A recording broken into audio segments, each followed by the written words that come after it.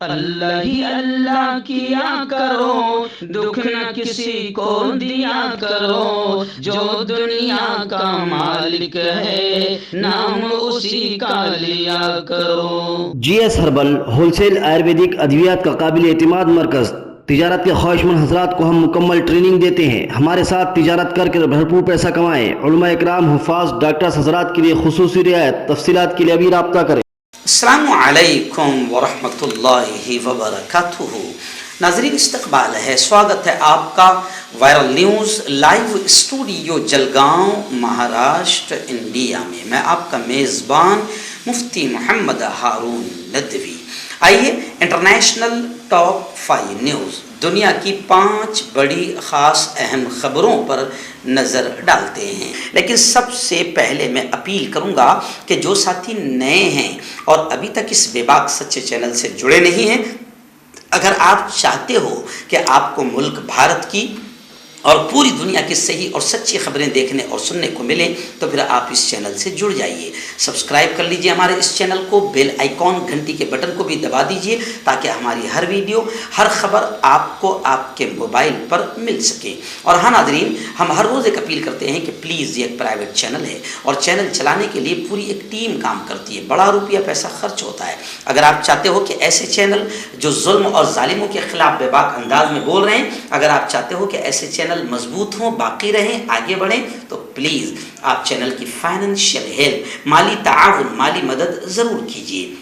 Screen پر آپ نظر ڈالیں، ہمارے چینل کا بینک اکاؤنٹ نمبر بھی دیا گیا ہے، اور اگر آپ آن لائن پیسہ بھیج کر مدد کرنا چاہتے ہیں تو گوگل پے، فون پے اور پے ٹی ایم تینوں کا ایک ہی نمبر ہے، 9637541786۔ اللہ نے جو بھی آپ کو طاقت دی ہے اس اعتبار سے ہر دن یا ہفتے میں یا مہینے میں ایک بار ہی صحیح 200، 500، 1000 جو بھی آپ مدد کر سکتے ہیں مدد کیجیے، چینل کو مضبوط کیجیے، ہمارا ساتھ دیجیے۔ ناظرین، پہلی بڑی خبر میری نگاہوں کے سامنے آ رہی ہے کہ اردن کی فوج نے ایک بیان میں یہ کہا ہے کہ اردن کی فوج نے شام سے آنے والے ایک ڈرون کو مار گرایا ہے۔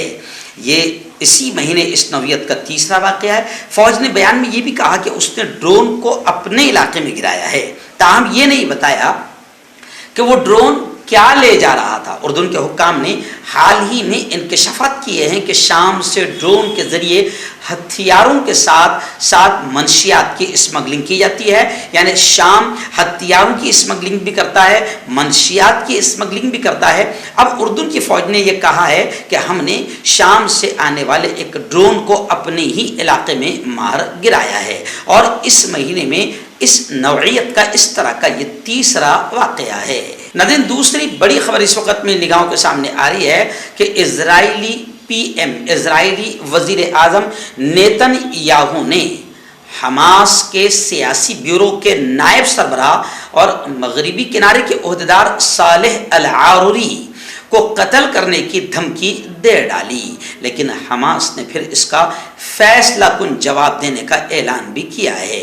بتایا جا رہا ہے کہ العاروری پر الزام ہے کہ وہ مغربی کنارے میں گزشتہ چند ہفتوں اور مہینوں سے تحریک کی جانب سے کیے جانے والے حملوں کی ایک سیریز کے پیچھے ہیں۔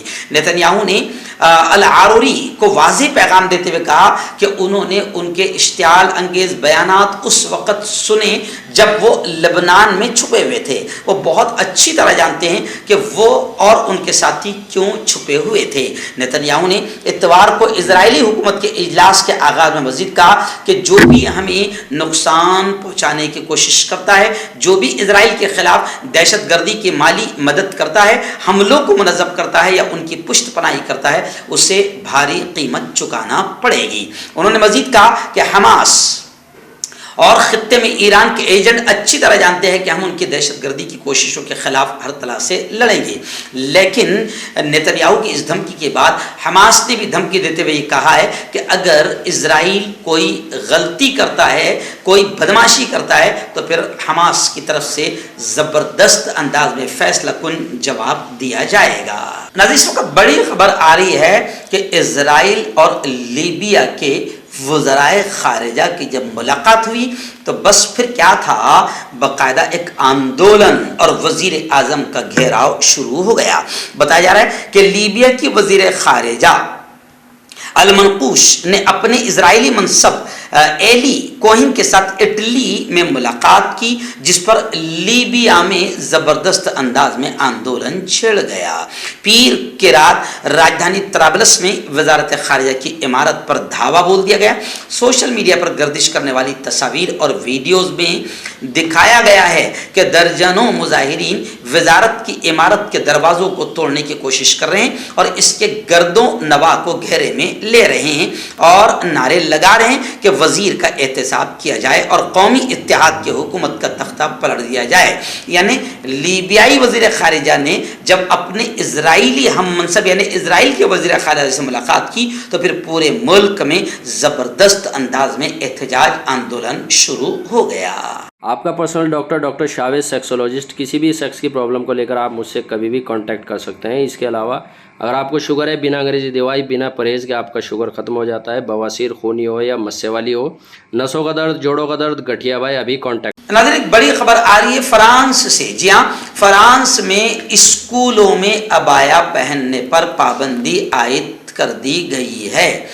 فرانس کے اسکولوں میں عبایا پہننے پر پابندی لگائی گئی ہے۔ فرانسیسی میڈیا کے مطابق فرانس کے وزیر تعلیم نے عبایا کو سیکولر قوانین کی خلاف ورزی قرار دیا ہے۔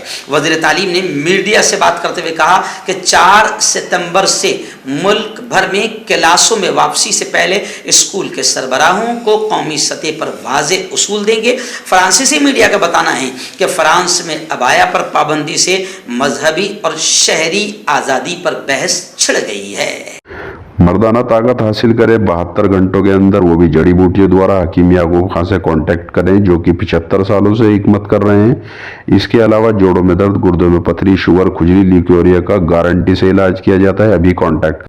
پڑوسی ملک افغانستان سے ایک بڑی خبر آ رہی ہے کہ افغانستان میں طالبان رہنما انس حقانی کا بڑا بیان آیا ہے۔ انس حقانی نے کہا ہے کہ مغربی میڈیا نے یعنی ویسٹرن میڈیا نے طالبان مخالف پروپیگنڈے میں لوگوں کو گمراہ کر دیا۔